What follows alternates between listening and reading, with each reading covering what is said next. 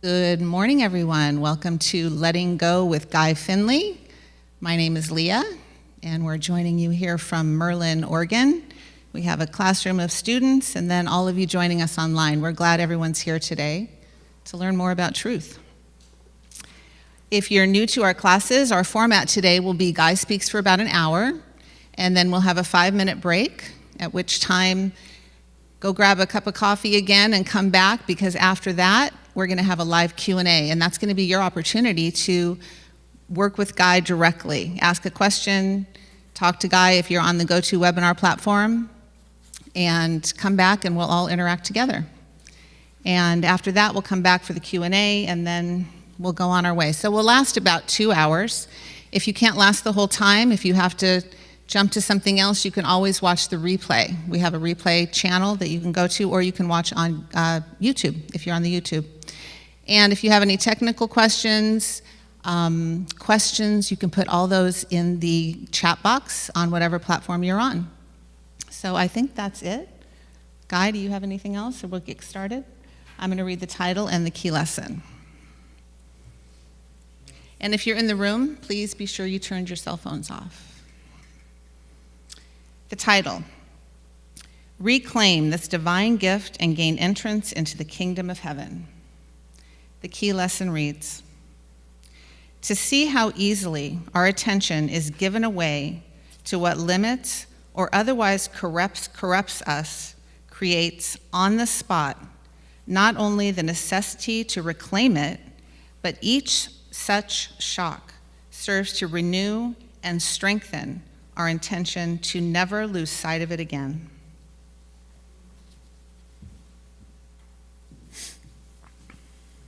Good morning.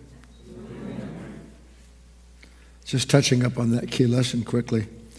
How many of you have had moments where you swore as deeply as you knew how that you would never again give yourself over to what you just gave yourself over to? And then you did what?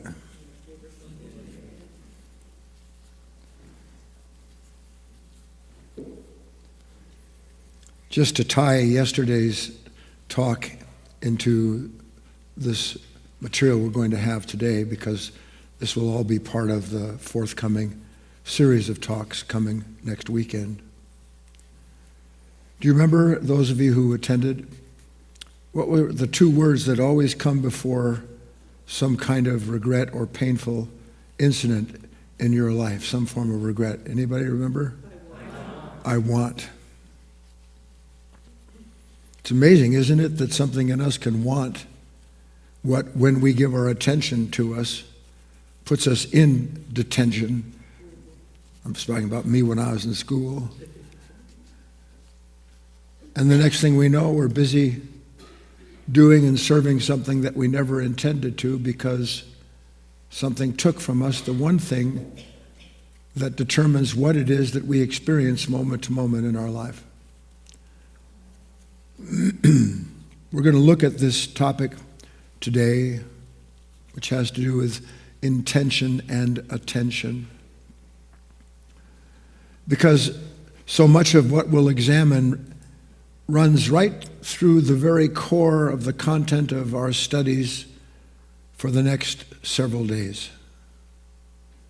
Most of us have almost no recognition at all of this relationship between how we experience a moment and what we give our attention to. Because when we give our attention to something that has come along and grabbed it, like you did this, they didn't do that, in the same moment of that reaction to what is an experience generated by comparison, where is your attention other than on the thing that you don't want? So that I'm identified with the very condition creating the conflict I'm trying to escape. And it never dawns on us that we are complicit in the continuation of what we call bad karma, which is really the secret justice of a beautiful divine intelligence trying to awaken an individual to where it is that they keep creating the experience they say they don't want. When Patricia and I first moved up here there was an off-ramp. It shall go unnamed, although I am moving, so it doesn't matter much. And if you missed that off-ramp, you got to drive another additional 20 miles over a winding mountain that left you off in a place called Wolf's Creek. It was really a really bad place. Then you had to drive back. And if you missed that off-ramp, then you got to drive all the way to Merlin. Anyway, so I would ask you, how many of you have ever missed, metaphorically speaking, the off-ramp?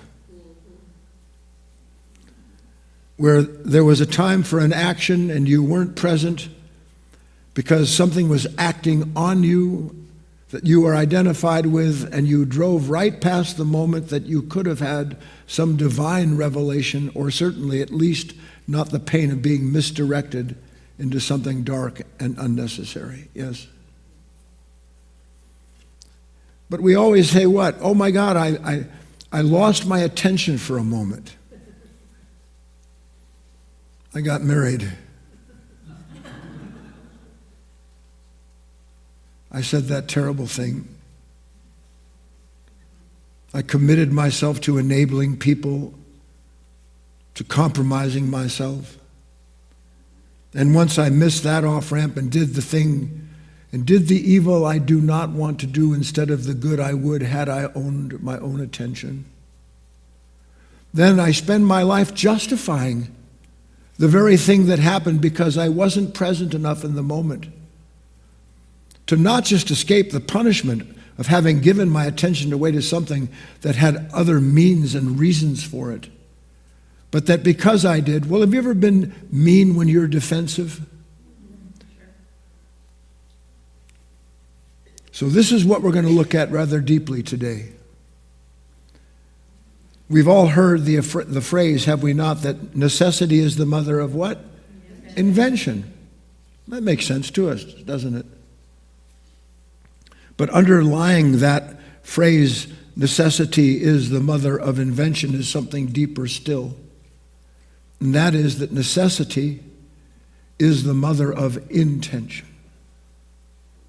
Why would it occur to me to invent something unless it was suddenly evident to me that circumstances I'm in require another kind of intention in them so that I can begin to change that kind of moment for myself? And we've had these experiences. I won't go into them too deeply. But I know my own brother, God rest his soul, and I know all of you in some ways, believe me. You've had moments of, oh my God. Look what I did to this person. Look how I enable. My health is what? And usually in those moments, you hear it that suddenly, I don't want to use the expression that goes with it, suddenly that woman of ill repute has a new intention. I'm no longer going to be or do these kind of things anymore. Yes or no? Incidentally, I'm explaining to you why they say the road to hell is paved with good intentions. But like Winston Churchill, who had a health alert and who was told he had to exercise, what did he say? I'll sit down until this thought passes. Until the intention that was obvious and necessary has been replaced by what? By something that my attention prefers because it doesn't involve any suffering involved in the intention to make a true change in my life because I've seen the need to make that change. Everybody still following me? So that intention, no matter how noble it is, and boy, if I had a little more energy this morning, I'd really express that more passionately. Intention, no matter how noble it is, amounts to nothing. Unless what? Unless I can attend to that intention. If I can't attend to that intention, it is useless, no matter how supple and supreme and strong it makes me feel when I identify with it.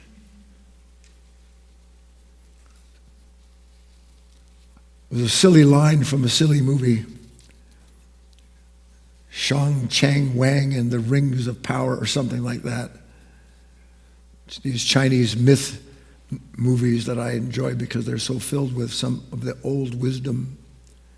And at one point, this old man trying to teach this young woman who was kind of poo-pooing what she needed to do because it requires something she wasn't interested in or that she would fail at doing, having to do with archery. He said to her, if you aim at nothing, you hit nothing. If you aim at nothing, you hit nothing. Now let's transpose that. When you aim at something that you are given to aim at that isn't serving your best interests, what do you hit? Or do you get hit by what you've given your attention to? You understand that, don't you? Why is this true? If you aim at nothing, you hit nothing. We're going to go through a little logic. I know some of you can't stand logical thinking, but we're going to go through it anyway. You think I'm kidding? You go to sleep the split second somebody says, please engage your mind in something that it needs to see so that it can see sequentially the intelligence inherent in what's presented, which is what logic is. It's sequential intelligence presented in thought form. In essence, intention does what? What does intention do in essence? It sets the direction. Isn't that what intention does? It sets the direction. But without attention, you can't get to the direction that your mind has set as necessary. So intention sets direction, but attention is the means of getting there. Do you see it? So without intention, attention can be scattered or misdirected, and it is. And when attention is scattered, do you even know that your intention was delayed or pushed away? No, why? Because whatever my attention is was given to me by an intention that took my wish in this instance. Have you ever intended? I hope you have. And by the way, it should be a daily wish. Have you ever intended to be a more kind, compassionate person? Someone a little less selfish than you are? I wonder how many of you every day have a moment where you see for a fact that unless something changes deeply in your nature, you're done, and you are, unless something changes deeply in your nature. So you have this intention to be what? Kind, considerate, patient. It's a good intention, isn't it? But then she walks into the room. You hear about what he did. You read the news, you see, you go, and what happens to that intention that you had? Where does that intention go? Out the window. Why? What took the intention to be a more patient, kind person and replaced it with impatience and aggression? What happened? Something in me was challenged by that moment. Some image, some ideal, some belief. It was threatened by what you said or didn't do, the way you behaved in the split second that I reacted through comparison. I know how you should be. I know what shouldn't have happened. The minute that happened, what happened to my intention? Gone. Gone. Why? Because my attention was taken over. And what was my attention taken over by? My reaction. And what was my reaction to? Something that challenged an idea or an image that I have of myself, so that my new intention in that moment that was given to me through this attention to do what? What was my attention given to when I look at you and you're not who you should be? Where does my attention? Where does it go? On what you have to do or be in order to no longer irritate me. So now an intention to be patient is replaced by an impatience to get you to be what I need you to be, so I no longer suffer what I blame you for being. And am I the one blaming you, or was there a reaction that brought up an old nature filled with a conditioned past full of comparison? And in the moment of that conflict, what is my aim? What happened to my aim? My aim now is to fix you. Not to see where it is that my attention was stolen, not to realize that my intention was worthless The last thing you want to see. Because every day when you fall down, you get up and say, I'm not going to do that again. I'm not going to be like that again. And we talked about it at the start. What happens? Get to do it again, don't I? I'm explaining to you why Christ said so many times, watch and pray. Take heed of yourselves. These are written of him anyway. Watch and pray. Watch and pray what? Oh, please God, let this person realize what a beautiful soul I am so they start giving me the stuff I deserve. Watch and pray what? See the world the way it is. That's why I need a lot of money. I need to separate myself out from everyone because everybody's really an irritation to my soul. But take heed of yourselves. Not take heed of what she's like. Not take heed to what the world is doing. You know, it never dawns, so-called Christians and so-called all religious people. Did you ever hear anywhere, including in the Apocryphals, Christ say, you better pick up that sword and let's go slay this enemy? Or in the moment, did he say, even to Peter, put down your sword because this who lives by the sword dies by the sword. So when my attention is on you as an enemy, what is my intention? I'm blaming you for my pain. What is my intention? Kill you. You think that's too drastic? When you meet another human being with anger towards them, your intention is to destroy them and remake them in the image you have of how they should be so that you can feel that you really knew what was important. But in that moment, what was really important was stolen from you, if you can see what we're saying. Can you not? When attention is lost, is it lost? Or are we tempted to give our attention to a new intention? Do you see it? So in that moment where our attention is lost, so is our connection, importance, transition, so is our connection to the light of another order of awareness that if it were there with us in the moment, it would actually notice, you know what? Something just came along and said, go fix him. Go change that. Make another plan. This is too painful to be where I am doing what I'm doing. You better do something more important than sit here and wish your life wasn't the way it is. You really need to sort this out. And when my attention is telling me that I need to sort out my suffering, where is my attention in that moment? When I'm thinking about, I need to sort this out, where's my attention? It's on the very suffering that I say I want to escape. And attention is what? Connection. So the more I think I'm attending to a way to be free of my suffering, the more I'm actually agreeing to unconsciously stay in that world where that suffering sits in this giant loop, reincarnating itself. Why? Because I gave my attention over because something took my attention and placed it on something that has no interest in changing anything. Only in the continuation of itself is its sole directive. Yes or no?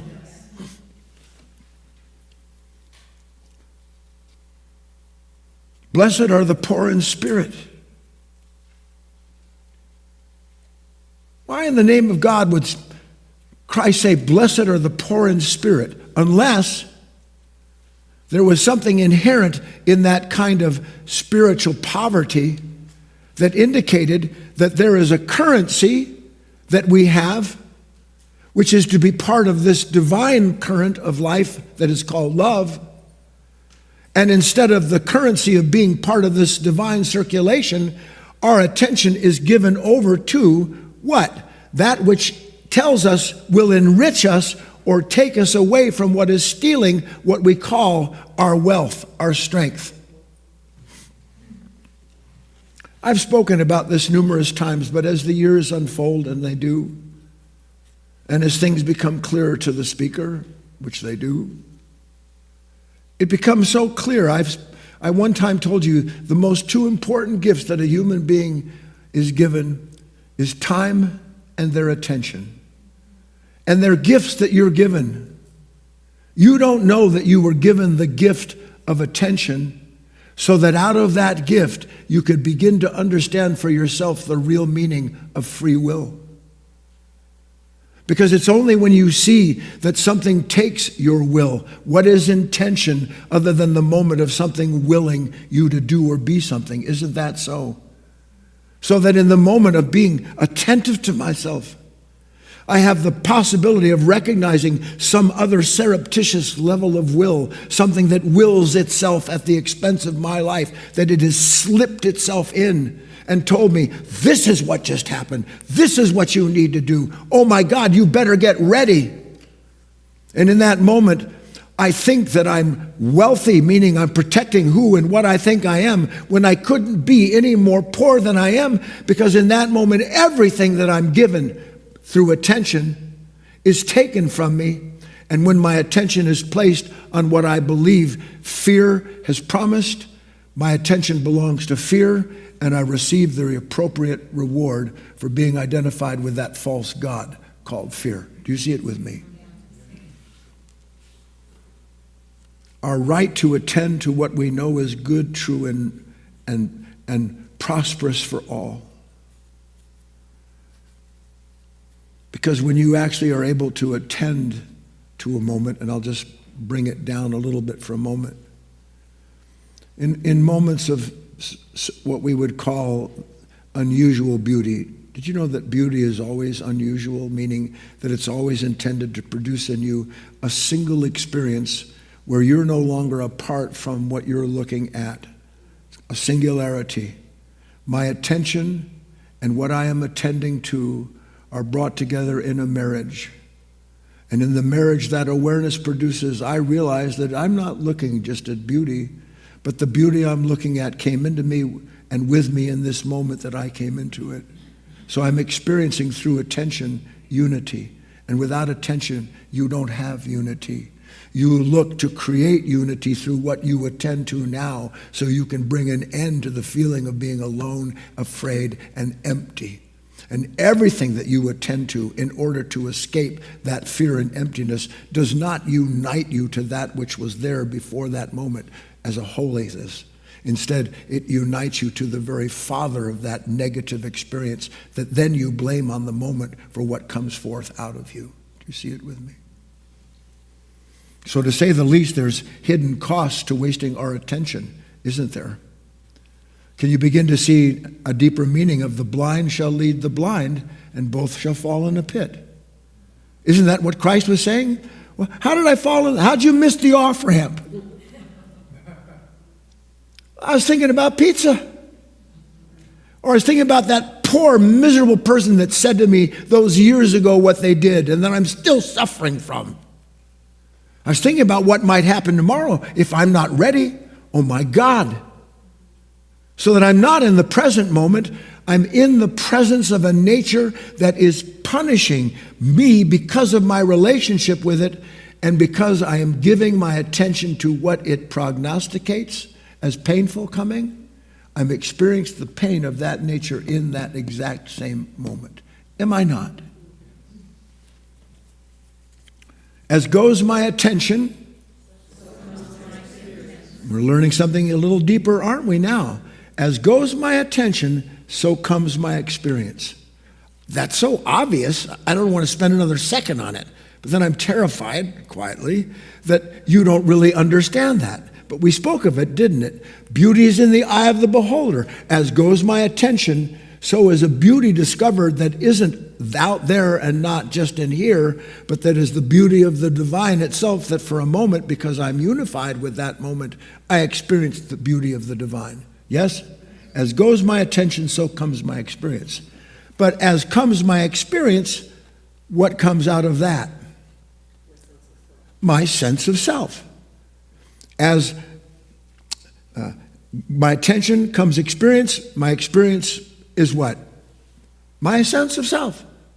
My identity is inseparable from my experience of the moment. This is much deeper than it even might be too deep as it is. But this is why Buddha said, if a tree falls in the wood, no one's there to hear it. It doesn't make sense. He's talking about a relationship that exists where there's a mutual dependency. Without this, there's no that. Without up, there's no down. Without that darkness, there's no light. So unless I'm actually attending to this moment of experience, there's no experience. Have you ever been with somebody, a bunch of people having a great time, you're looking over somebody's all negative, you say, well, where were you? I was on coming back off the off-ramp I missed. Meaning I wasn't attending to what you saw. You know why you fight with people? It's not because they have different opinions. It's because you're not interested in any opinion other than your own. Because if you were actually present and attending to the moment, you would feel inside of you this resistance come up, even if you partially agree with it. You can't just go along with that because you have something more important to say about what that person said. Do you not? So as goes my attention comes as goes my experience comes my sense of self. And my sense of self is a creation of what? What I'm attending to.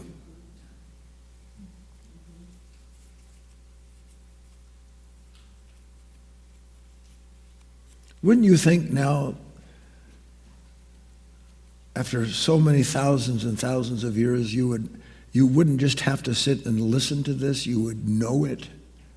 So that when you get up out of your chair in your living room and you start to go get yourself a glass of water, the body mechanically following the instinct it has to supply what it needs, you're not in your body, you're thinking about what they didn't do or how they should have been. Where is your attention? Your body's taking care of itself. Do you know that if the body wasn't taking care of itself, we'd be a planet of zombies, which we're pretty close to at this point. My sense of self is a creation of what I'm connected to, and what is the nature of this connection?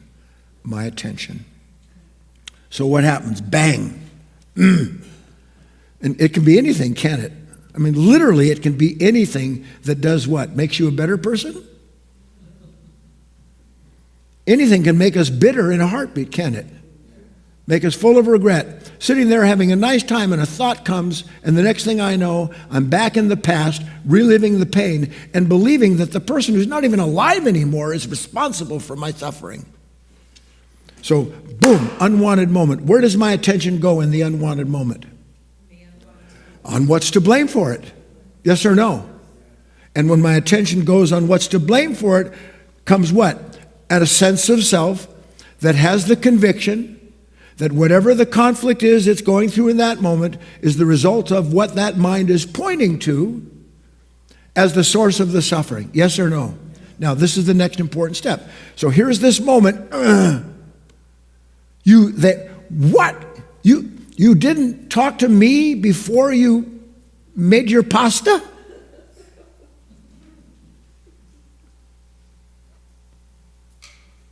And what happens inside? What is my new intention in that moment following this reaction? What's my new intention? One way or the other. Come on.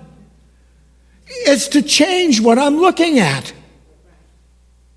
It's to change you. And in order to change you, which I can't do right in the moment, suddenly there's time. The time I need to prepare to punish you, but passively, aggressively, I might add. So now there's space and distance seemingly between the experience of myself and what this mind blames for the experience. When the truth is there's no time and space between what you're thinking about and the result of the torment connected to that attention you've been given, that's been taken from you. Please, are you following me? So when my attention then goes to what I need to control or otherwise manipulate that moment, it's what's my intention? To free myself. Yes or no? Free myself from what? Free myself from what? What my own mind is attending to. And the more I don't want what my own mind has set as the intention, which is to fix you, and the freedom it imagines if I can just get all through that, the more I resist that moment, what happens to me inwardly? The more real becomes the need to do what? To escape whatever that problem is that my mind has pointed to as the source of my suffering. Next important step, and this Boy, if some of you, I just can't even begin to tell you how important this is for you to understand it. So now my intention is what, basically? I'm trying to produce this logically for you. My intention is basically to do what? It's to escape the unwanted experience that I blame on you, but that I'm actually complicit in creating. It is to escape the unwanted experience, isn't it? So where's my attention? On everything that I need to do in a time to come, so that I'm no longer filled with this conflict that I blame on you for my pain. And now I'm explaining to you why your life, and please let it fall on the right part of you, is so packed with useless intentions. You get up in the morning and there's nobody more important than you when you're anxious or when you're depressed, because your mind instantaneously has accessed whatever's creating that, and the minute it's clear to me reason I feel the way I do, man, I'm off and running. Even if I'm depressed, I'm off and running with thoughts and feelings justifying the way I feel. Yes or no? So my intention to escape creates an endless series of potential places to escape to. Yes or no? And where are the places that I'm escaping to when I wake up and my attention has been placed on something that I don't want to be experiencing? Where are all of these places? Where are all of these times, these moments to come when everything's going to be so terrific because everybody's going to be together and kumbaya and yeah, love, family, love, love, love. Where's my attention on those moments? Is it actually on something that I love, or is it to get away from what I don't want? Which is it? But do I see that somehow or other I'm actually suffering? Or in that moment, because my attention has gone to a pleasing image, and all I have to do now is close the distance between who and what I am and the time to come when at last everything's the way it's supposed to be, my intention is filled with the attention given to something that doesn't exist outside of imagination. And then I wonder why I don't get there.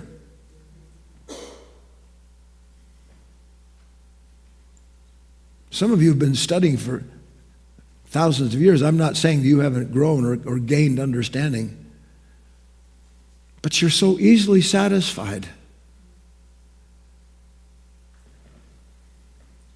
And the ease of your satisfaction is betrayed every single time one person even looks at you the way they're not supposed to. And then because of that moment and the habitual, mechanical, conditioned reaction to what you are used to blaming for that familiar, painful sense of self, now suddenly your intention is to do what? Listen, don't miss this. Maybe you say, well, my intention is to not be like this. That would be a highlight. Usually my intention instantaneously gravitates towards what you did that isn't good, and now you need to see it's not good. Now I'm rushing to control or fix you. But often as not, my attention, is taken to what I resist. So I'm not resisting you anymore, but now I'm judging myself. Yes or no? I'm Guy, you've been studying for like ever, at least 3 weeks now. And you're still a rotten person. And you believe that when you judge yourself for being a rotten person, it proves that you are actually not so rotten, because at least you know you're a rotten person. Do you ever hear the expression, there's something rotten in Denmark? Doug? Well, it's close enough. You're from one of those northern countries, I don't know.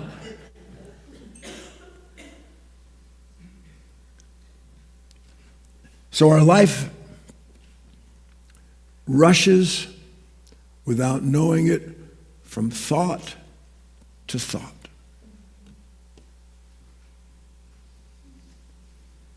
The initial reaction producing a contextual body that has defined and examined the condition and has a singular thought for it, a singular picture filled with emotion. And once that picture forms the same mind that formed it, then hates or resists its own creation. And then its intention is to change what it has imagined has produced the conflict. And so it resists itself. When Christ said, resist not evil, the actual Aramaic expression of that is, do not oppose what opposes you. Judge not that ye be not judged. Now you're learning some of the deeper meaning of these things, but you must understand them and apply these ideas in context to your actual experience of the moment. Still with me? Bring up the second key lesson. It's a bit of a summary. Read along with me at home.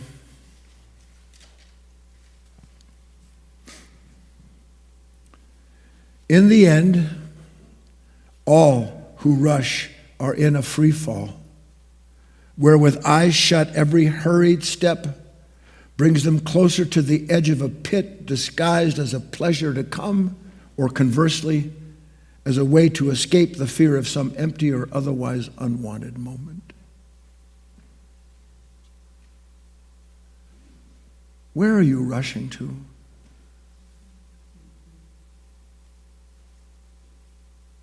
Where are you going? Where are you going?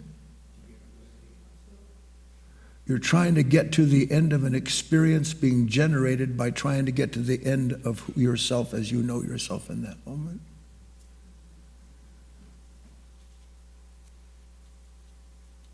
I don't know how successfully I've been able to connect the idea. I'll spend the rest of the time doing so.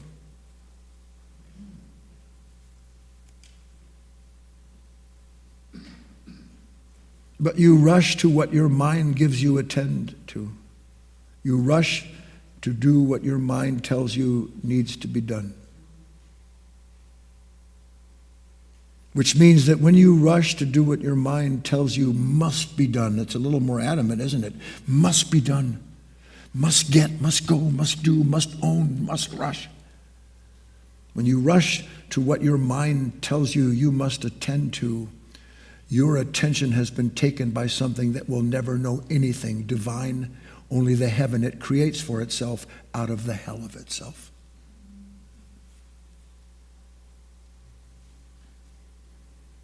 I can't say it better than that. And yet we both know it's not enough. Some of you, even as I'm speaking, your mind has already decided that what you need to attend to is what you're going to do later this afternoon. Did you know when you're talking to somebody, there's nobody there?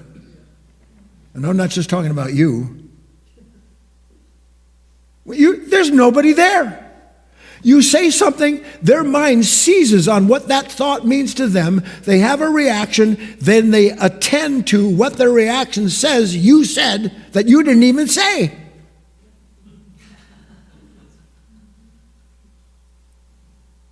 And then you fight, but never outwardly.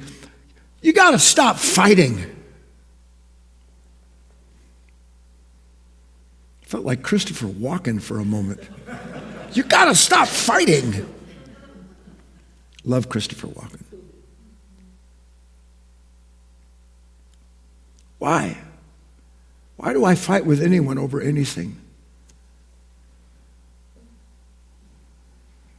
Because my reaction tells me that you're the one who needs to be punished for the pain I'm in. And my reaction never comes out without somehow defining what it is that needs to be done in order to escape the pain created by a consciousness set against itself. You want to know why there's been war since human beings fell into this divided state? Because this divided state is war itself. And it will never end. Fools believe in peace treaties. How can there be peace in the world when I'm at war within myself? And all you have to do is throw that grenade of whatever it is that grabs that reaction of mine, and the next thing I know, we're set against each other. And just so you know, I'm not saying what you think I'm saying. That's what you love. You need to. Your mind loves to come up with something to fight with. Do you know why your mind loves to come up with something to fight with? Because then I can give my attention to everything other than what's actually coming up inside of me as I'm ready to let's get ready to rumble. So what are we so busy doing? Attending to useless thoughts. I'm supposed to be doing some exercises because of a certain physical thing taking place.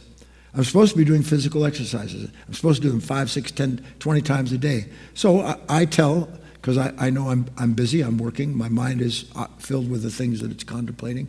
So I tell Alexa every hour, remind me I need to do my exercise.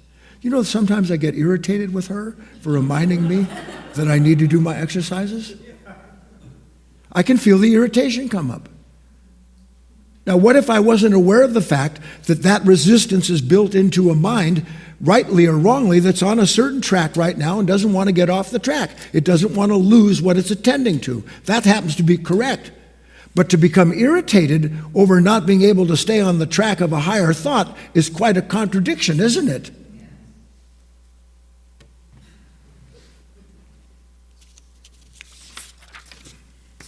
So what's our real problem? What have we been talking about? Intention and attention. So what is our real problem? Please, I think I know what's important.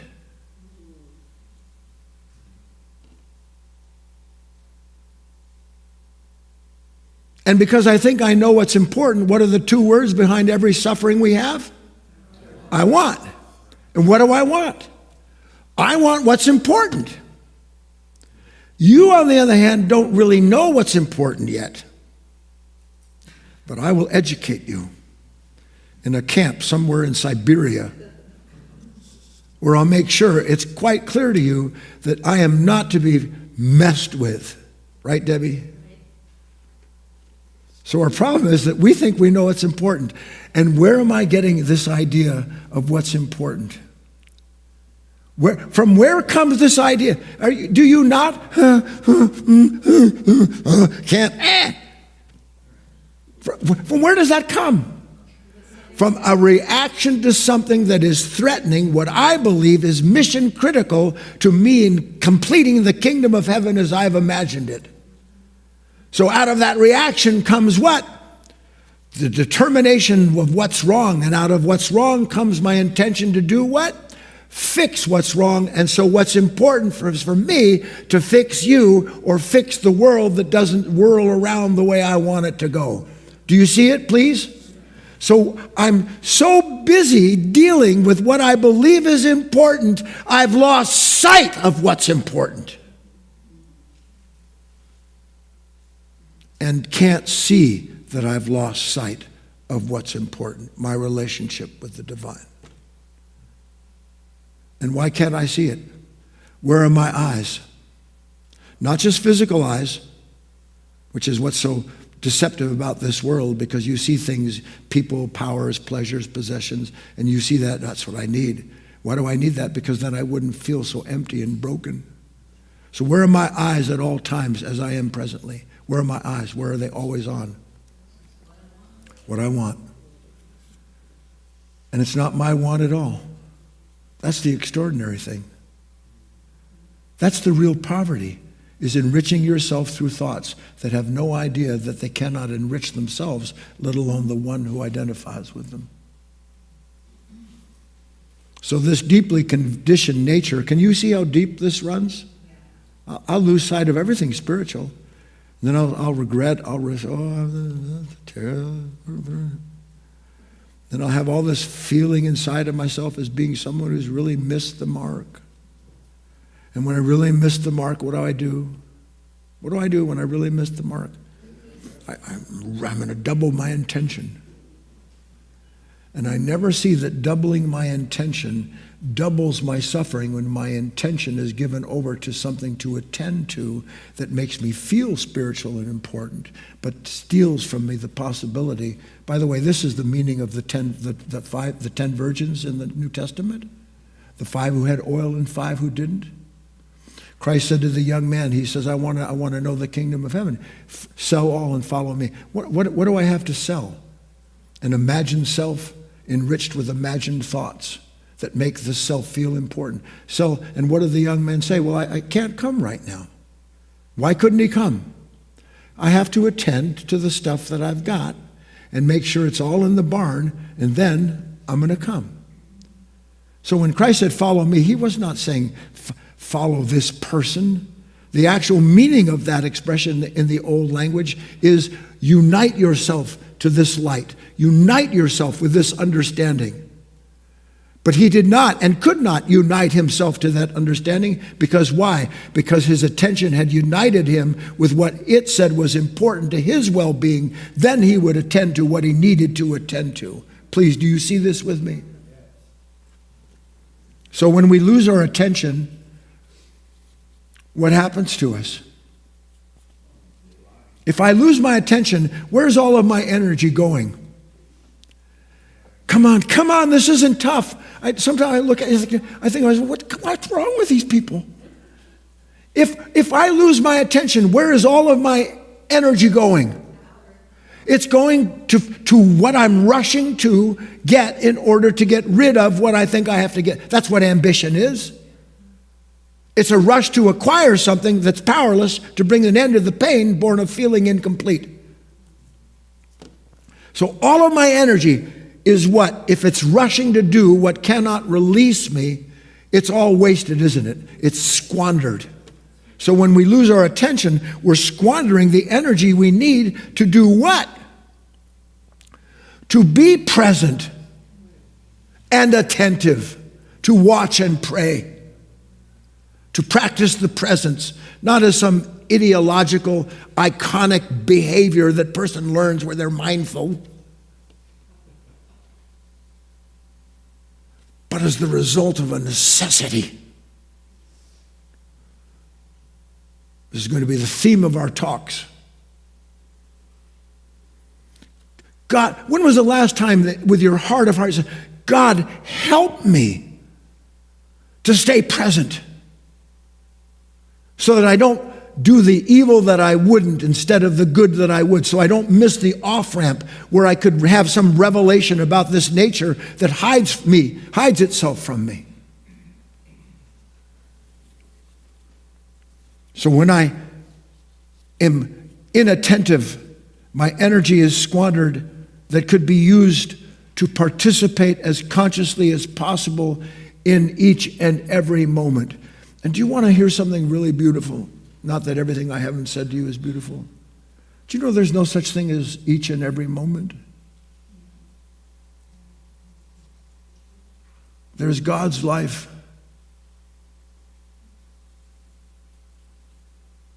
And it's a ceaseless revelation of the love that produces the experience we have of this world.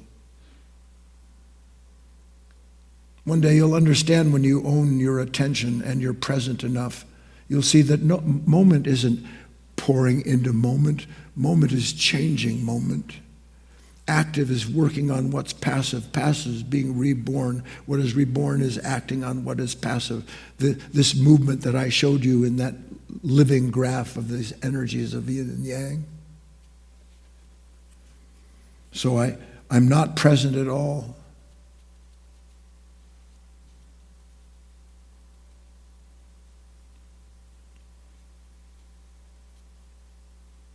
I'm not being fed.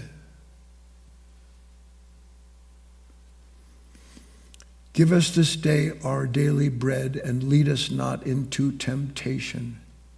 Give us this day the energy that we need in order to succeed with being present enough to see that there's something inside of me that wants to complete itself according to what it's tempted to believe will bring an end to its pain.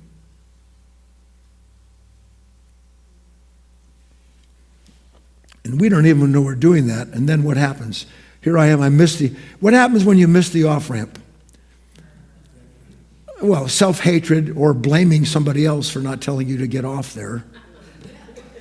You don't think I don't know you? But what comes is karma.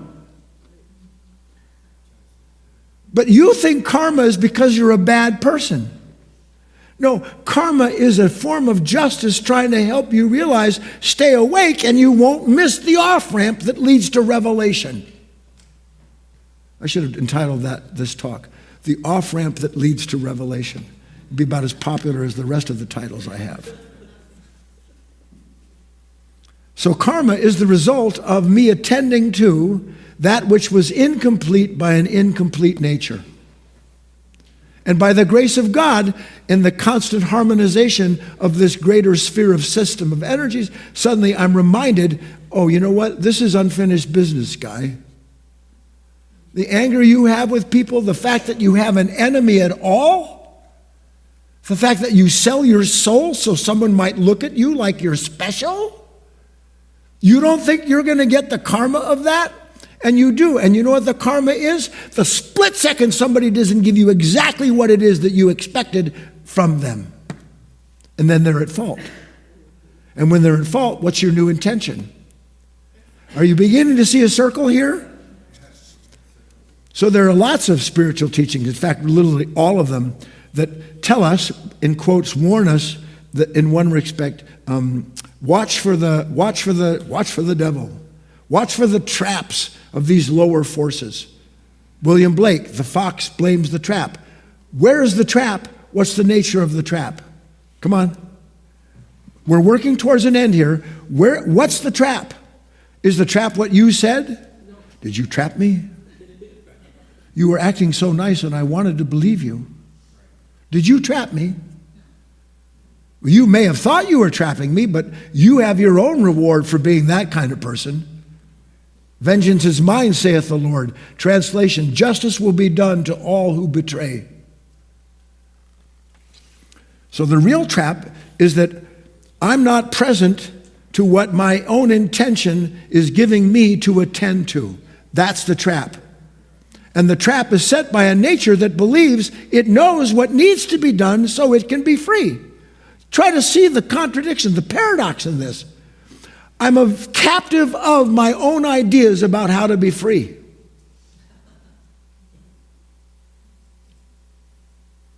And I don't understand why a nice person like myself, I'm such a nice person. Boy, if you think that, you better wake up. I'm such a nice person. Why do these things happen to me? You want to hear something really good? One day you'll never ask, why do these things happen to me? You'll say, thank you for showing me the things I didn't know until this happened to me. So we understand the real trap is this unconscious identification, isn't it? And the unconscious identification is with what? What I've been given to attend to. That the unconscious nature tells me is the most important thing in the world. And then I do the most important thing in the world, and what do I wind up with when I've done the most important thing in the world? The pain of having to protect what was the most important thing, including the most important person who could perceive what no other fool on this planet could see. Sound familiar? So I'm left actually protecting a fragmented nature.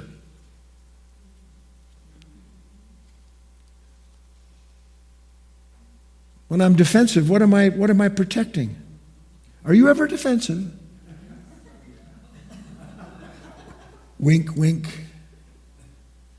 Why are you defensive? You don't have fun yet. I swear to God, you don't know how to have fun.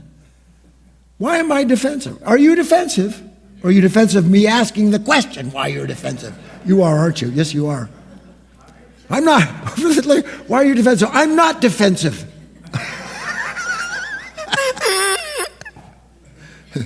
Humor, Mr. Howard used to say, is a simultaneous glimpse of the opposites. Those are the opposites. Why are you defensive? Why are you asking me that?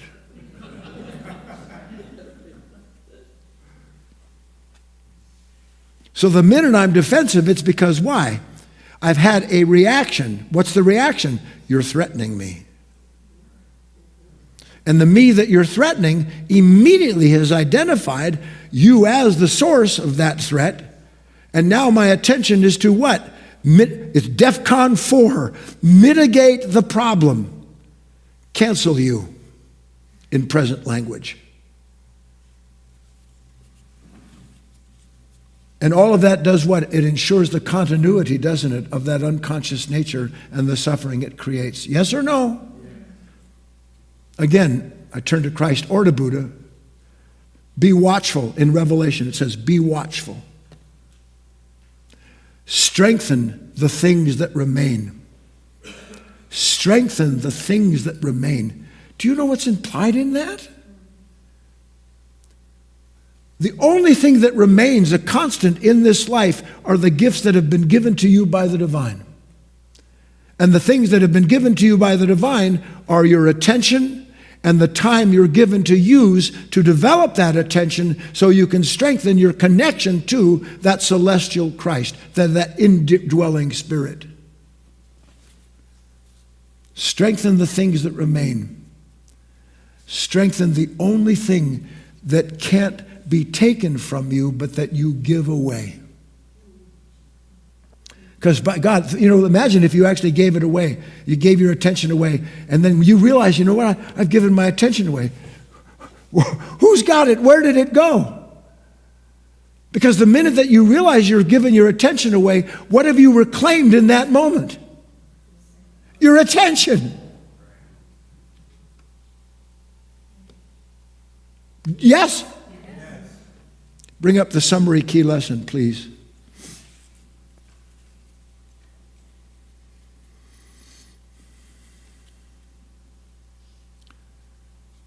Summary key lesson, please. Oh, it's not up on my screen. Forgive me. There it is. Read along. When it comes to all matters of a true spiritual nature, necessity is the mother of intention. And seen or not, intention determines what we give our attention to. And last, but first, in many ways, follows this truth: as goes our attention, so comes what we manifest, experience, and experience accordingly.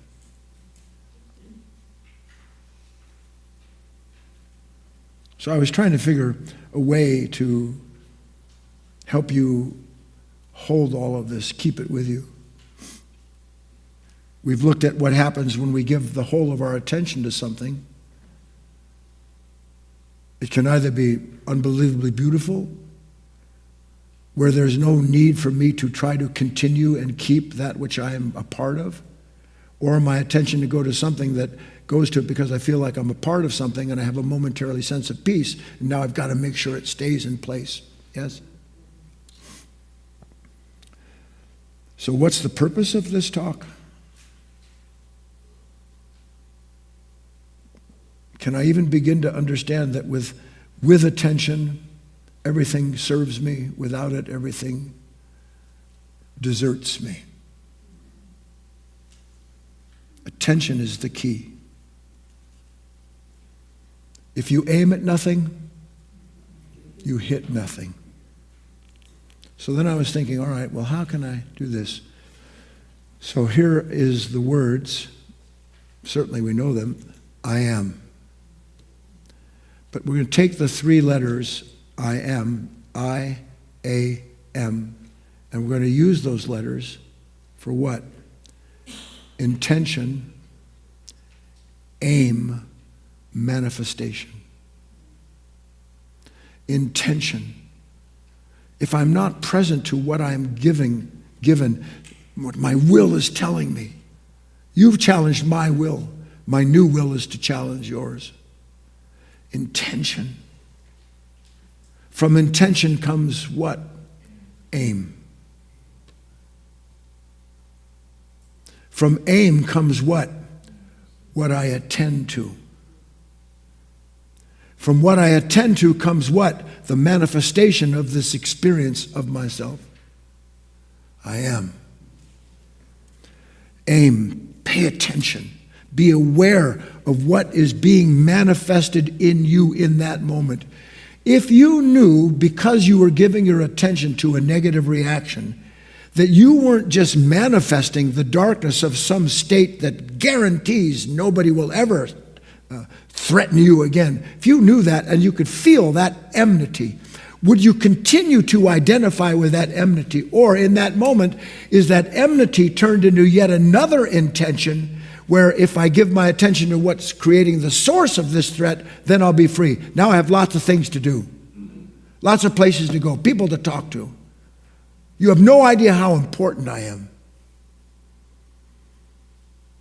Do you know that every human being on this planet lives from that thought? Even if they have nothing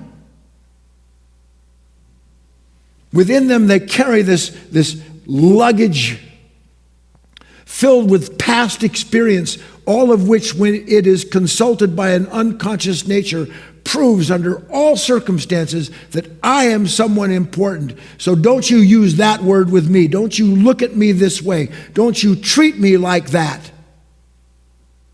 And then we believe, because of the strength of our own negative reaction, it proves that we are as we've imagined ourselves to be.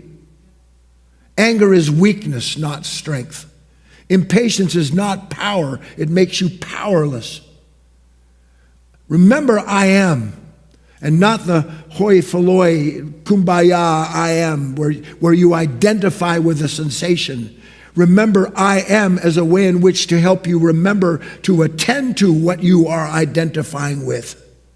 So that in the clarity of seeing that something is suddenly identifying with this anger, then I can understand why I want to get rid of you or fix that, because I'm attending to the dark state that tells me this is the light. Bring that person into this that you say is better for them, and then everything will be bright again. And it's never bright again because it belongs to a nature that lives in the dark. Intention, aim, manifestation. If you aim at nothing, you hit nothing. You get up in the morning, make it your intention to pay attention to your life. You get out of bed, make it your intention to know you're getting out of bed so you can attend to everything that wants to flood through you when you're walking in to brush your teeth. Have you ever missed your mouth with your own toothbrush? Come on, be honest. How the heck did I do that?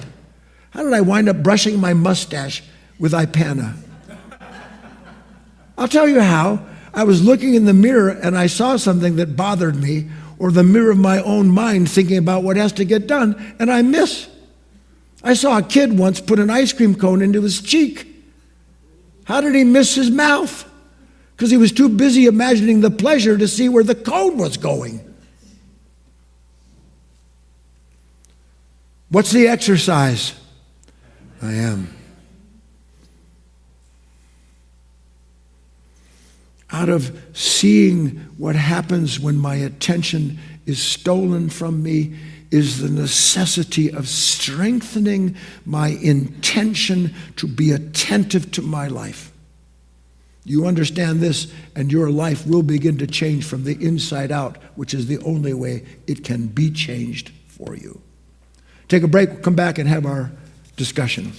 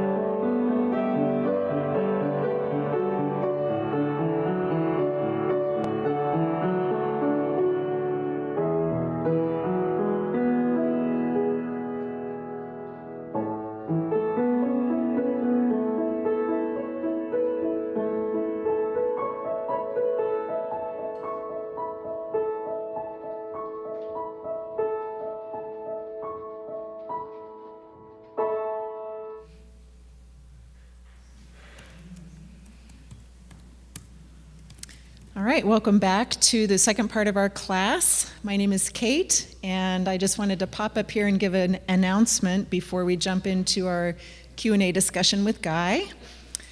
So this is a very special week coming up.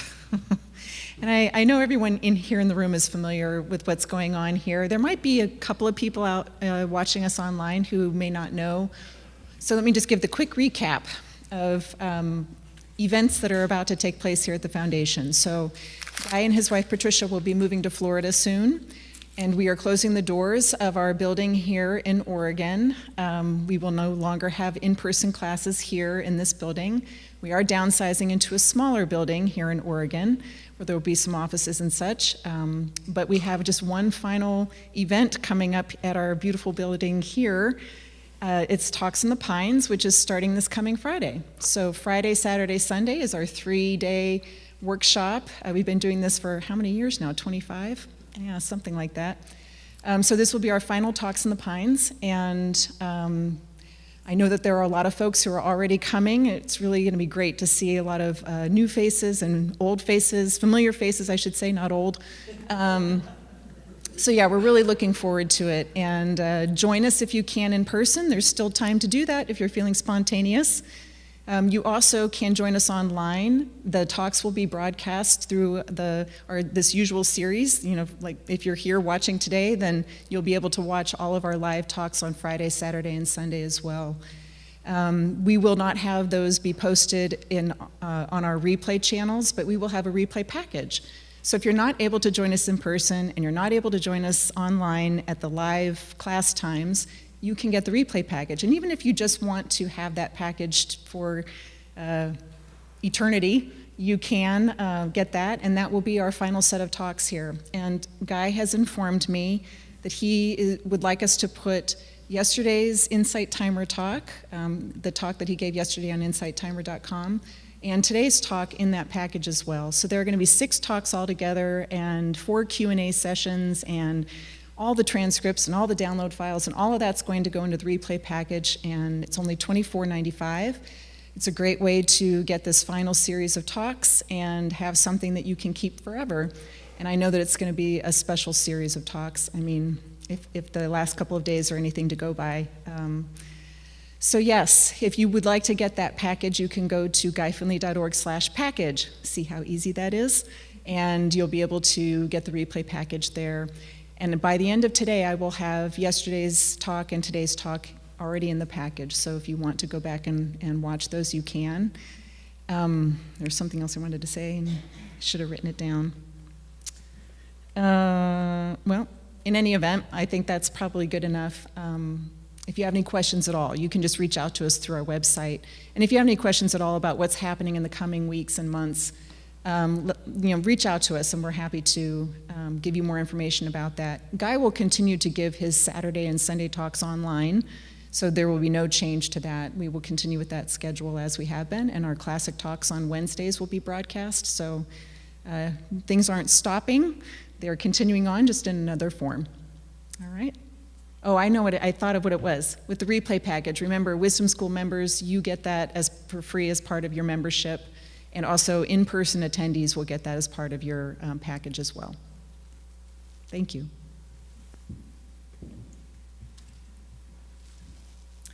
Okay, everyone, now it's time for our live Q&A with Guy. So if you're on GoToWebinar, go ahead and raise your hand. You'll see the hand icon on your platform. If you're on YouTube, Facebook, you can go to the comment area, write a question. That will come to Guy. Kate's in the background. She'll deliver those up here.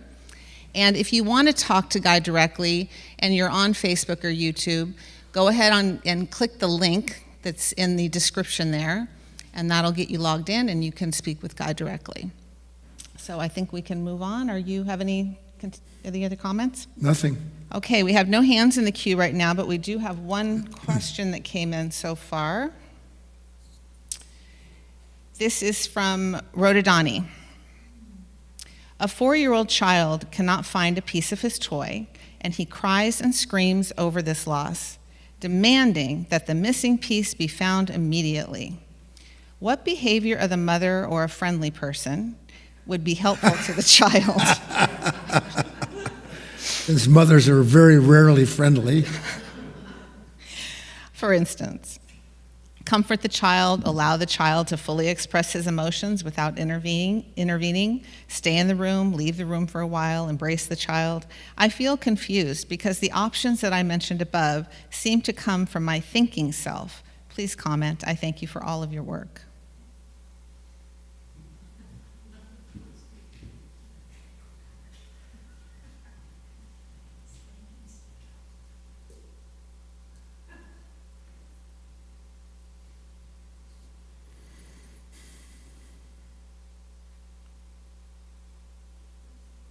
There are so many ways to come at this.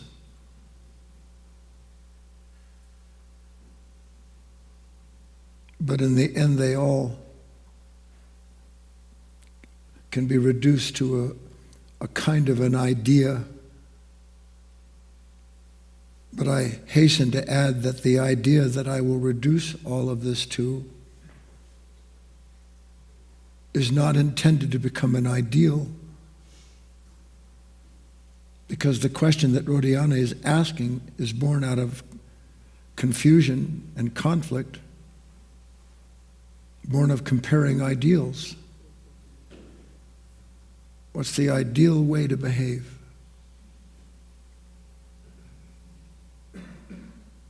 What hell?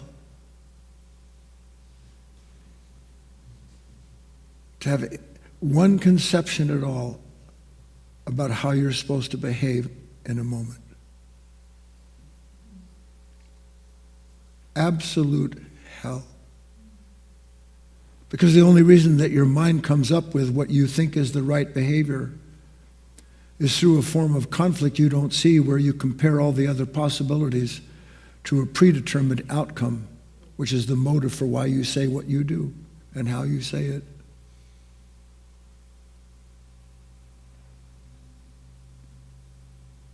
Such a strange thing that a person can be offered freedom, but they don't want it unless it meets their ideal of what freedom is.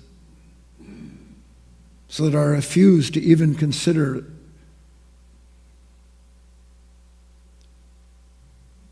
my whole life. I have a reaction and I look for the right way to respond to it, believing that one day, or at least a few of the times, I might get it right. You do get it right once in a while, don't you? But you know why you actually don't get it right? Because your attention by default goes to an unconscious nature that sorts through the content of its past to decide the best behavior in the present moment that will be the most rewarding to you.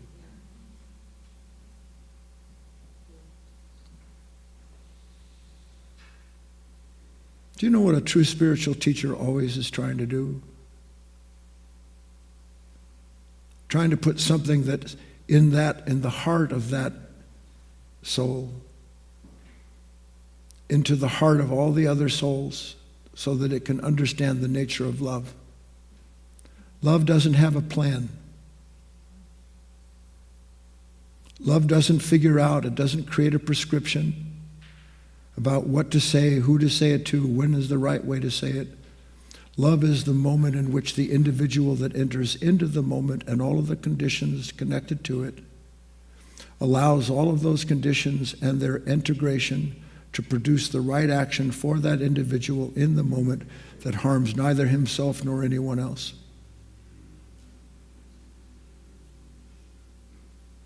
And you can't think that through. Here's another reason why my work is unpopular. You can't prepare to be right. You can't prepare to be safe. You can't prepare to be loving or to be loved. You may think it's religious, it's not. It comes out of a religious scripture. Here are these disciples of Christ, people who have entered into that living light that he himself said he was not the source of, but that he was part of. And he's telling them, look, I want you to go out and go talk to some people. And they said, but just like Moses said, but I stutter, I stammer, I'm going to mess this up. You're asking the wrong person. Have you ever thought God's asking the wrong person? When a moment comes and you know you're being asked to do what you don't want to do or give up. Is there another option?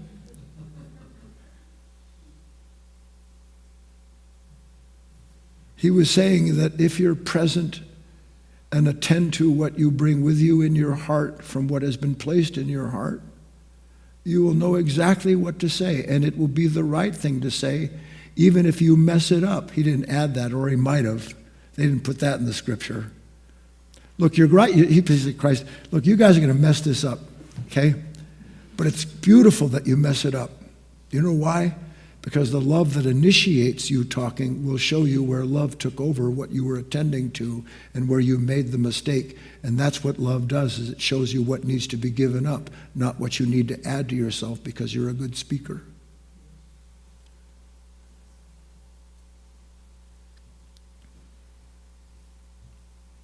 Then and only then, can you not see that's not the right time when I'm in the middle of talking, Heidi? Can you use that, Heidi? What was I attending to? Was I even in the room?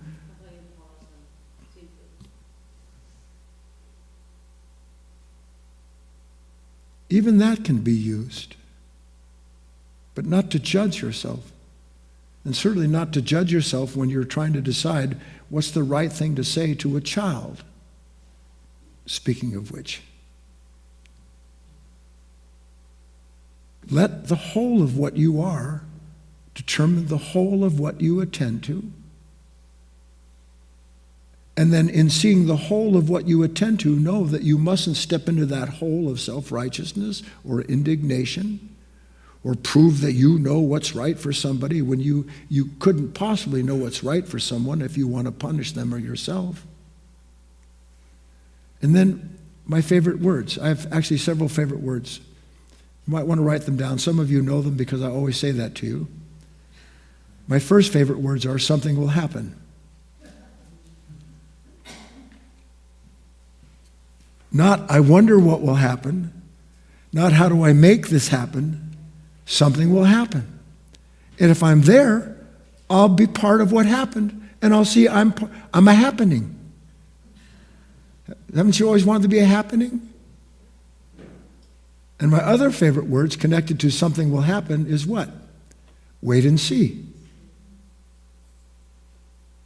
Wait and see, something will happen, wait and see. It's timeless, it goes back and forth. So Rodiani, that's the answer.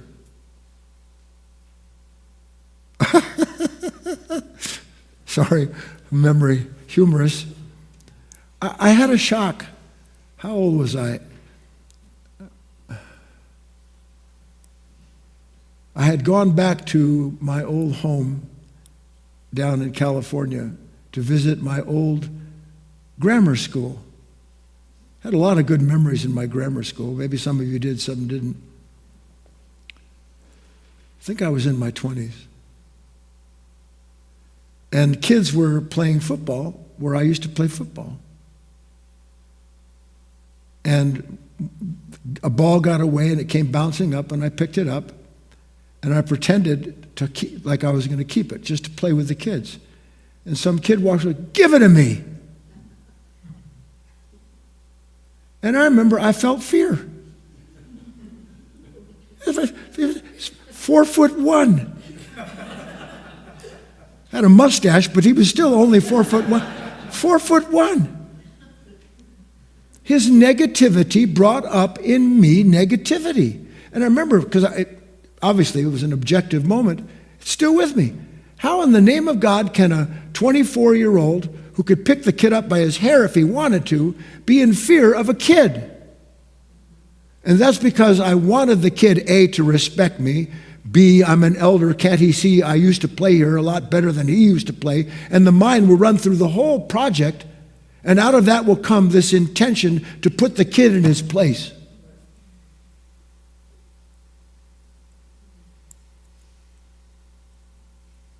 Sometimes you have to have discipline. There's no question about it. Children today have no idea what it means to be properly disciplined, because people like yourself are so afraid of themselves that rather than discipline the child, you'll let the child have their sway, and then they'll go on and believe that their intention and what they attend to is right because it got you to cave to them.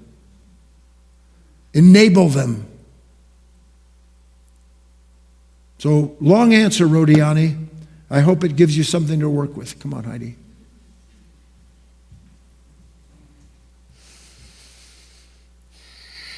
Hello, my name is Heidi. Heidi. I actually wanted to ask a question because I actually want to ask for help. I've watched myself over the past few days go through a lot of I wants and not get what Heidi wants. Is there a word that follows I want? Starts with a C, ends with an E? I want Charlie to do Yeah. it my way now. Oh, I don't know what you're talking about. But what's, and I've been in the work long enough to know that I can work with not getting my way, whether it's with Charlie or anybody. Whew. So I thought. But what I've noticed is there's this puffer fish, this self that comes up, and it pressurizes me internally from the inside out. Right. And it pushes on everything in life. Well, and that's not letting go. And that's not surrender. And that's not anything good. And what I can see is that this is the dominant.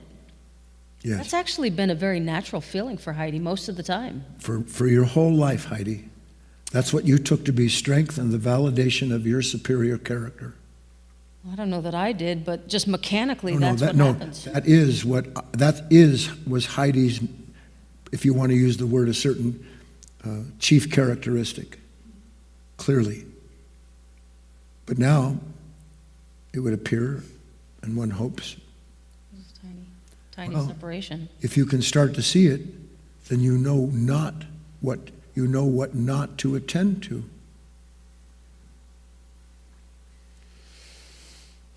Go sit down, I'll tell you something. I think this will be in the forthcoming talks. I think. Do you know what, Heidi and everybody else, to whatever extent it's true, do you know what you fear more than anything in the world? And it is at the root of the fear of death. I don't want to disappear. I don't want to disappear. Sweet God, what happens if I disappear? If there's no me, what's there? And the fear of no me, by the way, is not you, but it becomes you when you identify with that fear. And everything that you hold as a grudge, everything that you step up to try to secure in order to keep your life in place, every last part of that, every thought that follows and that you rush to or from is out of the fear of disappearance. And only when, by the grace of God, does a person start to understand that fear, and I am going to give a talk on it, I just decided. Does it even occur to me, oh, Jesus,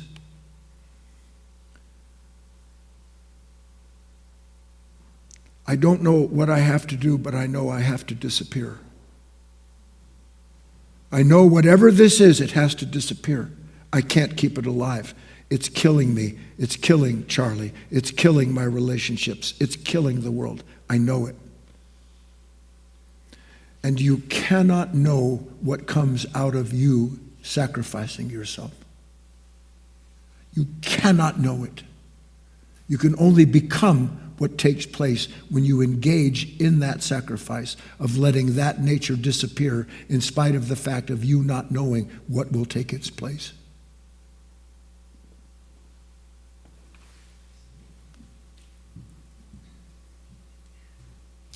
Okay, our next question comes from Susanna. How do we not fall in the pit? Oh, Susanna, oh, don't you cry for me.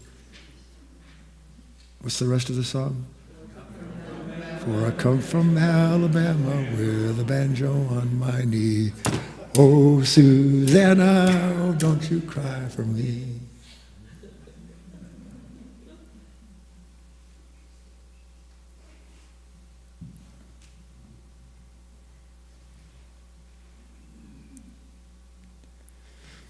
Susanna's a warrior. You know, a lot of you know her. She's been writing in online for a long time now, questions.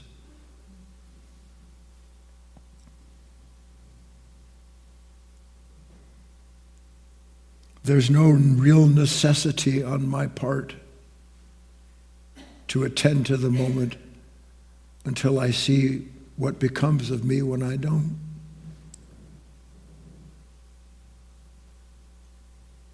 And the trick here that Susanna needs to understand is that only a person who thinks they're not in the pit fears falling into it.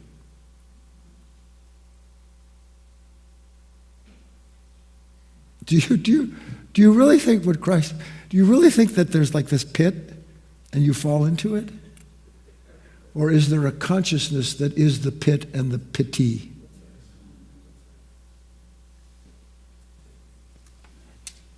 If I was going to use an old key lesson and I thought, well, I'm not going to subject you to that. What is the breeding ground of self-defeat? What is the maker of the pit? An unattended mind. An unattended mind. Now, you don't really think it's important to attend to your mind because your mind is so busy attending to all the things that give you your familiar sense of self. Human beings actually don't know they have real attention. And do you know why we don't know we have real attention? Because we think desire is the same as will. Desire is the will of the body, the will of the flesh, the will of the opposites. So, Susanna, find yourself in the pit by recognizing that your fear or worry or anxiety, the enemy that you're revisiting in your mind, the night laying in bed with your head on the pillow and you can't sleep because your mind is thinking over all of these things and all of those things and what does this mean and looking for some kind of solution. You're in the pit, Susanna, when that's taking place. Wake up in the pit and you can attend to what drops you in there and the relationship that created it. Try to escape the pit and you remain in the pit. That's the best I can do, Susanna. We'll come at it 1,000 different ways, you know we will, till I take my last breath. Hang in there. Okay, Higher Self on YouTube. How are some ways one can know true intention from what one's well-developed legion of eyes pay attention to? I ask because conditioning starts when one is a baby or sooner. Thank you for these teachings.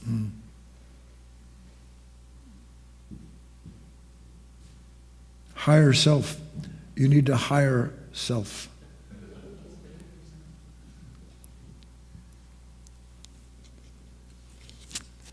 That's the question. Isn't that the question of questions?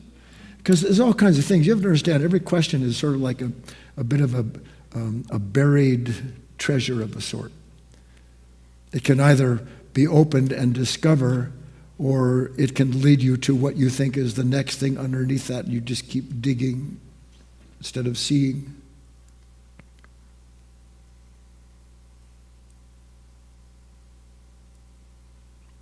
There are some rudimentary, infallible, inescapable, eternal truths. We don't know and recognize them as being infallible, inescapable, eternal truths because we are always apart from the mind of God in which these truths were sown and seeded into the world. Here is an inescapable, infallible, eternal truth. No man or woman who is consciously aware of themselves can harm themselves or another human being.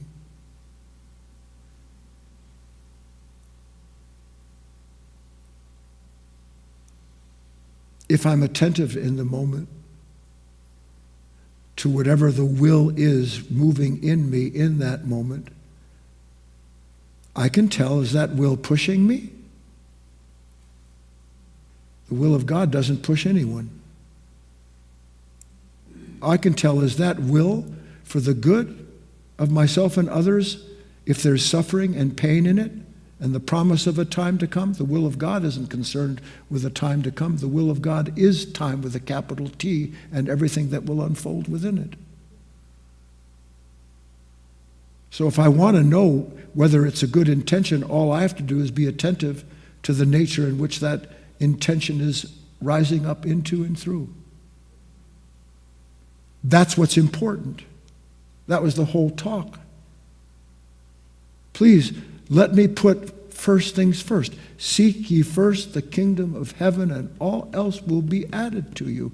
How do I seek the kingdom of heaven first? Attend to the moment in which the kingdom is giving you to see what is true and what is not, what is right and what is wrong for you in that moment. And then as best you can, without judging yourself, act on that intention by giving your attention to what you think is the best possible path forward. Step into it. Don't lose sight of the step you're taking or the one taking it. And then you remain in an unfolding, ceaseless moment of revelation in which you are never not being shown what is a good intention, what's true for you and for everyone else.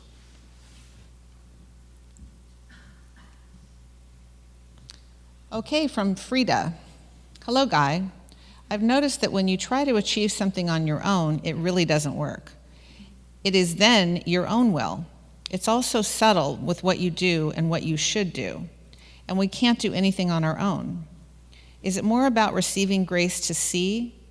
In this, I have lost my way in how I'm working and trying everything. Could you perhaps clarify that a little more? Thank you, Frida.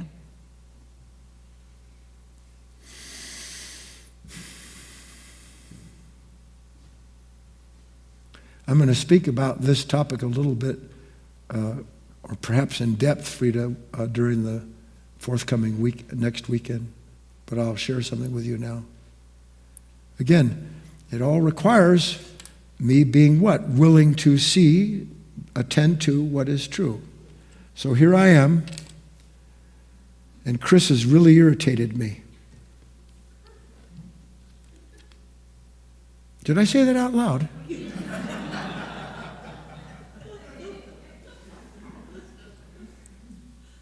Here I am, and Doug is really bothering me.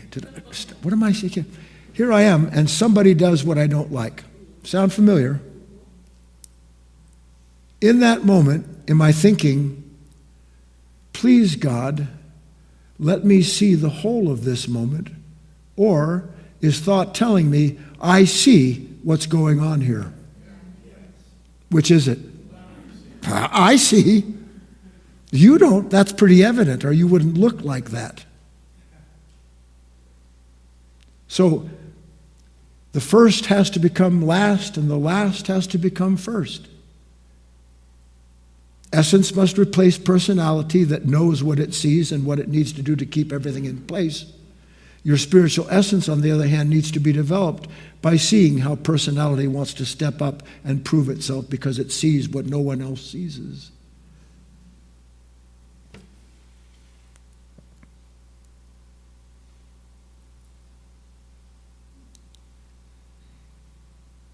The whole truth of remembering yourself. I can't remember myself if the whole of my nature is telling me and reminding me of what happened. Please see this. They're not trick words. How can I remember the truth of myself if in the moment of that reaction I'm being reminded of what's happened? When you're negative, it's because you've been reminded of what's happened. It's comparison. Don't you know that what bothers you about most people? Is they remind you of how bothersome things are, and you are, and they are? You remind me of a problem, Ellen. When you judge someone, can you judge someone without being reminded of why you need to judge them? or is judging someone because you're reminded that there's something in them that needs to be judged that you haven't fixed yet. So if you really want to know the answer to that, Frida, and the question is framed properly, can I disappear just for a heartbeat in the moment of that reaction from being the one who's being told what has happened? And remember my intention, I am intention, aim, manifestation, to see what I'm attending to. Then I'm seeing instead of being described and defined by something telling me what's happened. Please, Father, let me see the truth of myself. Not, please let them see what's wrong with them and how they need to change so that my life can be better.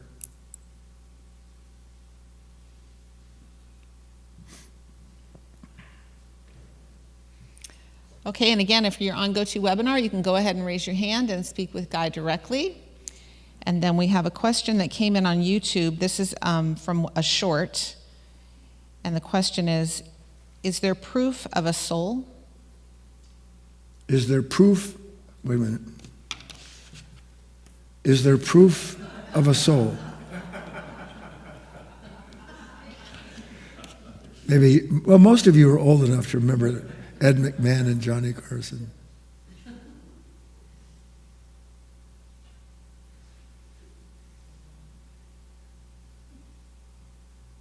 The mind that takes thought as truth will never know whether there's a soul or not.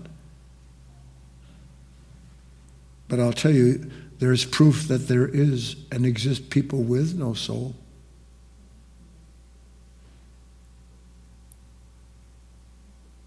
Imagine people celebrating killing someone.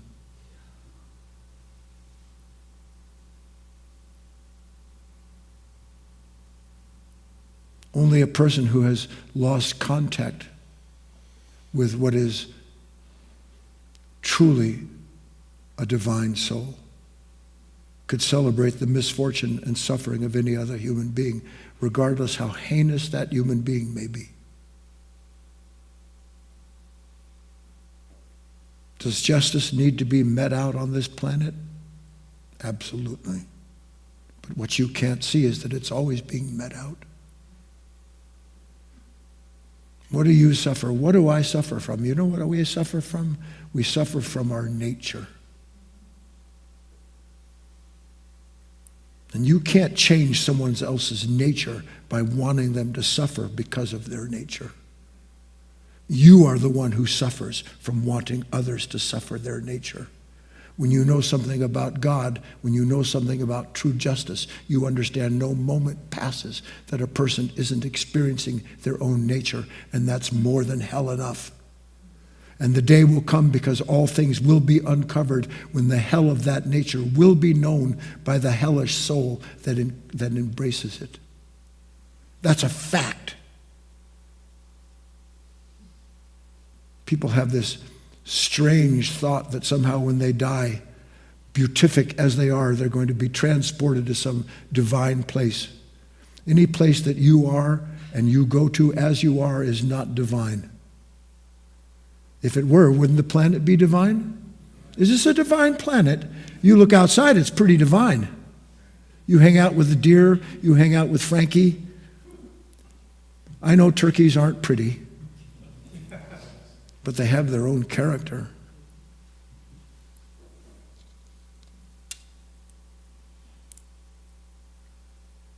That's all I got for that. No more? Anybody coming up? If not, please come up. Nice deep breath, that's it.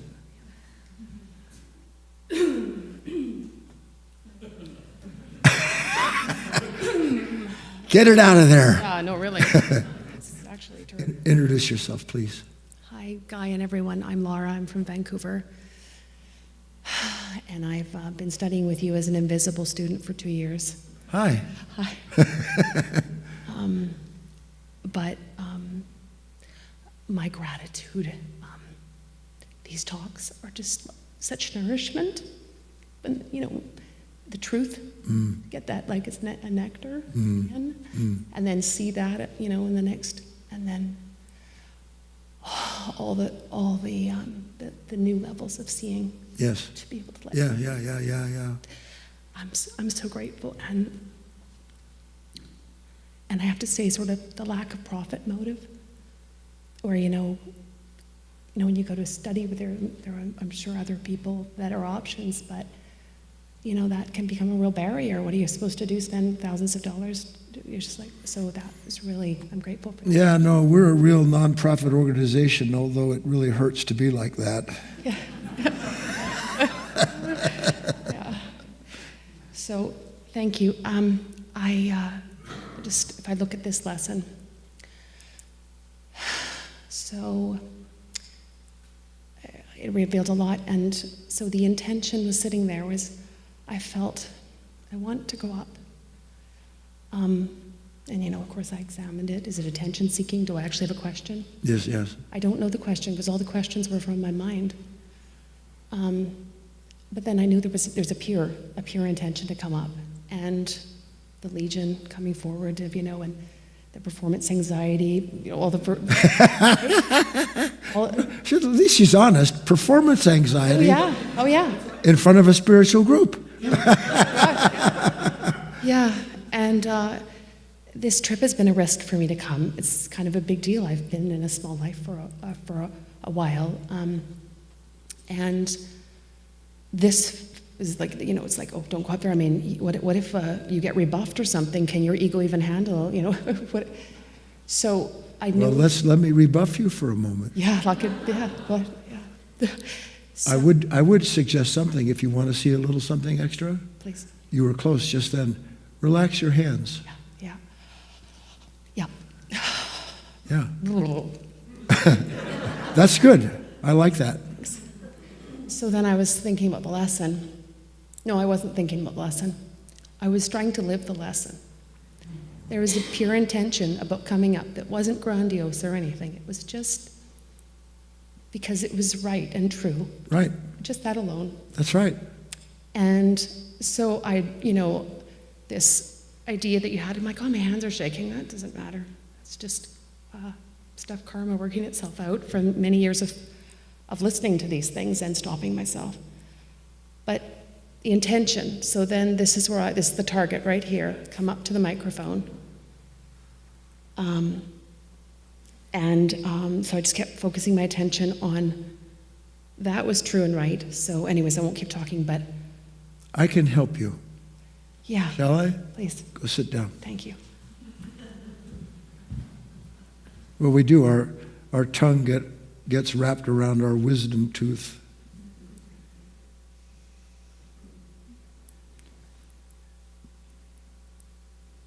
In the Jewish tradition, there's this called daven. It's actually in most religious traditions. You'll see it, people at religious services, they do this. And perhaps it started long, long ago having to do with a certain movement of a kriya, of a certain kind of energy through the body. It's agreement, the energy of agreement. So here I am, and I'm in agreement. I used to feel much the same way. I still do, only now I'm in agreement with what I'm being given to teach. And I have this intention. I feel this thing is a current. I want to participate in it. And here's where we can hit the mark or miss it. If my intention is to prove to myself what I'm feeling is valid, I've missed the mark. If my intention is to show others that I understand something about what's been discussed, I've missed the mark. If my intention is to validate myself as someone who does or who does not understand, I've missed the mark. But there is one mark that you can never miss, and it's always the right one with the given intention. And do you know what it is? Please, God, let me see something true as I step into the moment this intention is providing. Then my intention to see can never turn into anything other than something that I see more deeply and more deeply and more deeply. There is nothing more exciting in the world. Once you actually get a little bit of understanding, Christ said, my Father's kingdom has many mansions. What is he saying? That there is a home within a home within a home within a home. There is an understanding within an understanding within an understanding. And you find out about that elevator. You step onto that elevator, and for a split second you discover, God, I thought I see, but now I see. Then I thought I see, but holy mother of pearl, I didn't see that. Oh, wait a minute. You're telling me that which I didn't want to see is connected to what I now see? Now what do I see? And suddenly you're alive, which is what you want. And only God can give you that.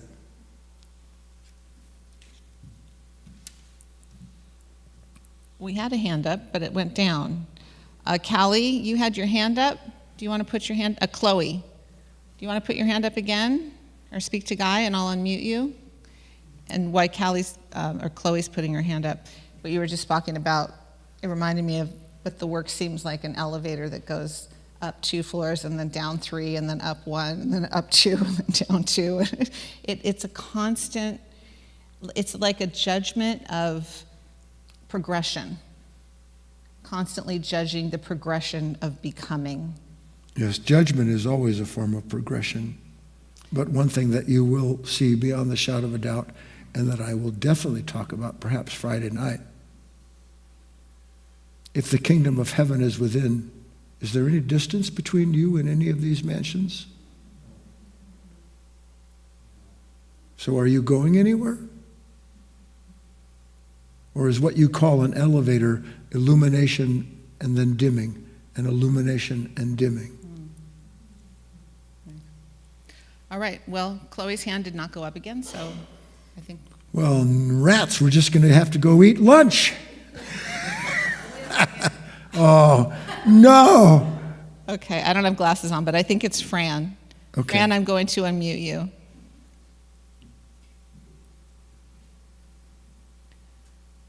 Fran, you there? You're self-muted. You need to unmute yourself. You can do it. Click the microphone.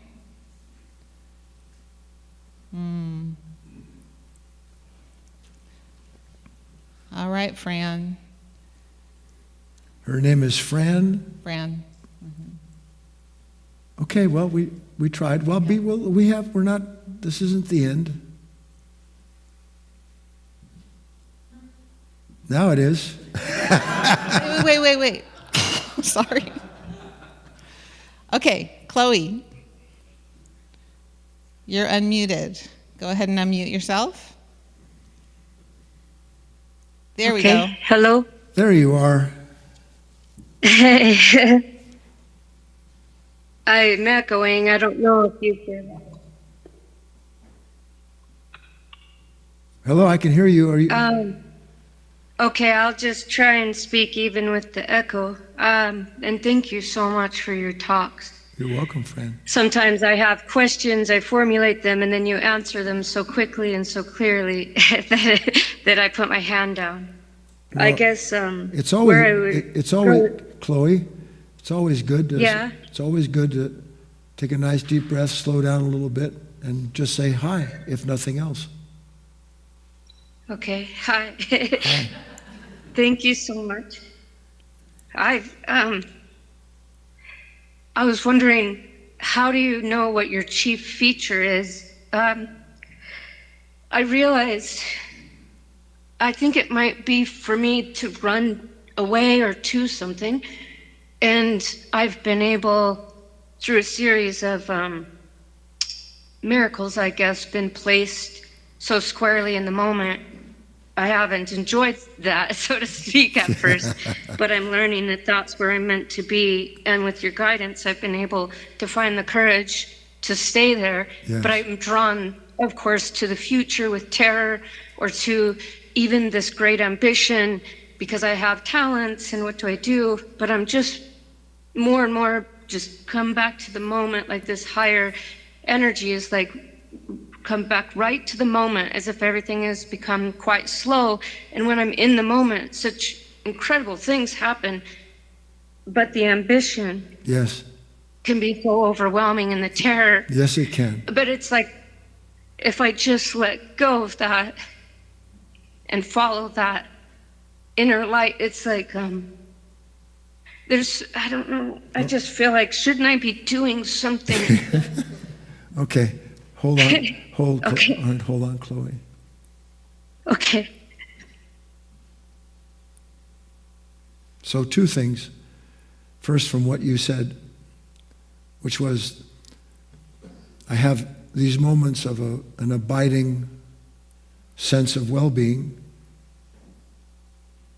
and that, though it's not stated, part of the abiding sense of well-being is that consider the lilies of the field. They neither spin nor toil. Yet Solomon in all of his glory was not addressed like that. I don't have a problem, because there's no self apart from the moment to make a problem out of anything. And I can rest in that for a minute, but then dum dum dum dum dum dum dum dum, along comes something, a thought.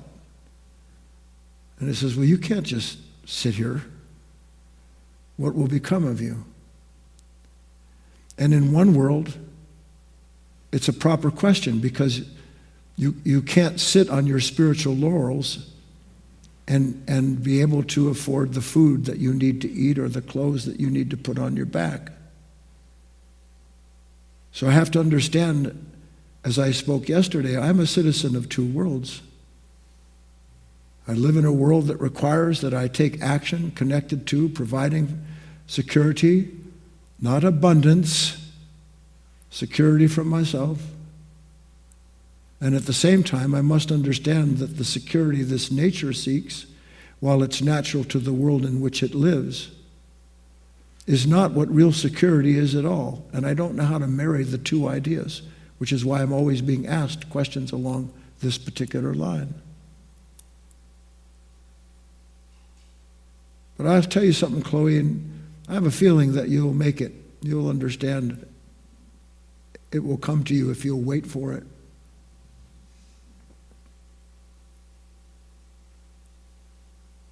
You said, when that ambition comes, if I can just let go.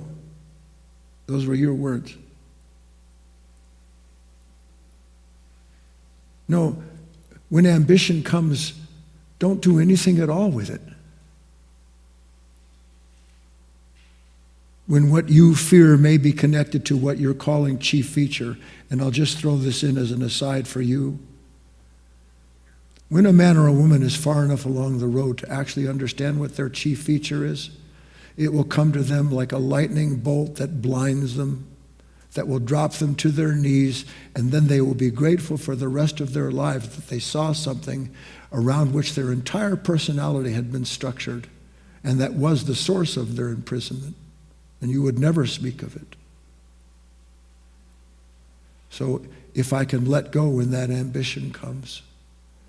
No, you won't stop the ambition from coming, and you can't dismiss it by trying to let go of it. With the clarity of a new intelligence, you see beyond the shadow of a doubt that that desire that creates the ambition is a form of corruption that you could have never believed for a split second you thought had value to it.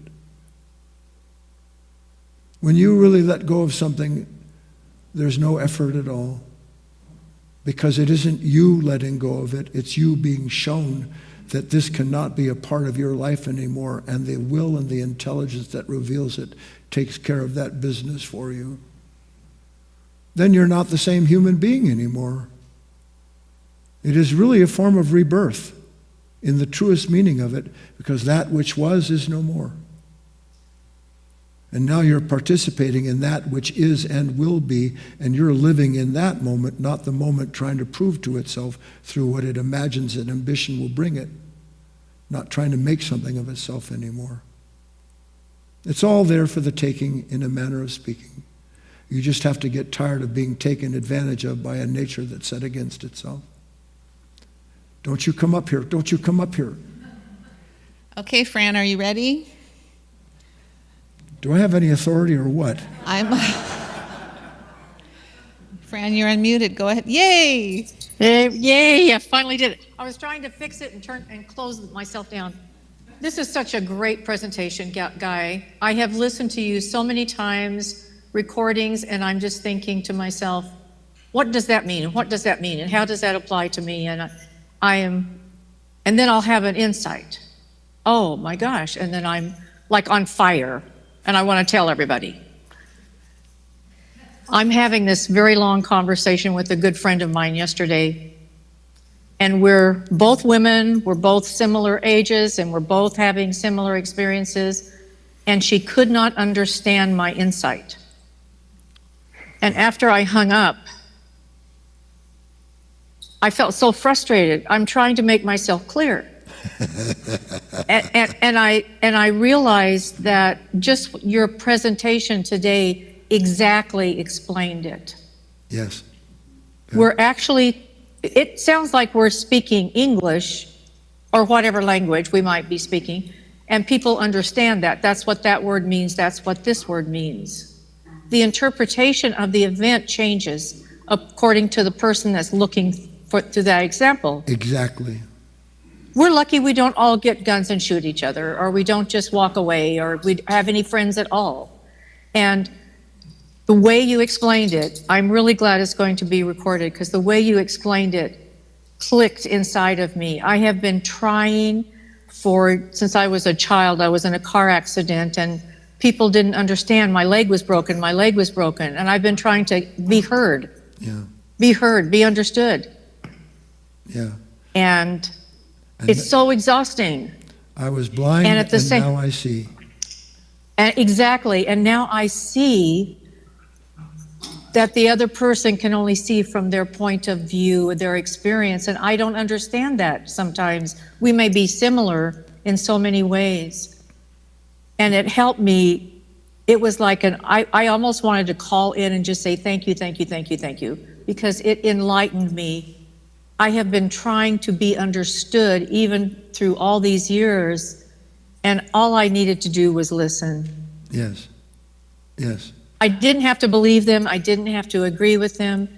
They just needed to be heard like I did. And I'm so grateful for you, Guy. I wish I was going to be there this weekend. I will be there in video, but I appreciate you and all your staff so much. You have been such a blessing in my life. It touches my heart, and I want to cry in gratitude.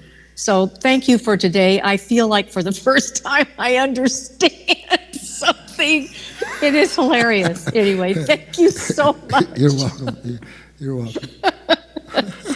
Keep doing it. Keep doing it. Even in Florida, while you're getting nice and warm all winter, Yeah. We'll be here enjoying yourself. She had to throw that in, didn't she? And your staff is awesome. I love them too. They It's are. just what a great group. What a great group. Thank you, friend. You know, there's a certain amount of joy in her voice. And if you ever saw the original movie of A Christmas Carol with Scrooge, when he woke up and realized that he wouldn't be shown what he was being shown if it couldn't be changed, and the minute he saw that, he changed, and he went nuts. And he ran downstairs, and the maid was coming up the stairs, and he goes, "Merry Christmas!" And she screams because she doesn't know who is this new man. Pleased that there might be a new man or a new woman awakened in every human being as best as possible. I'll see you next Friday.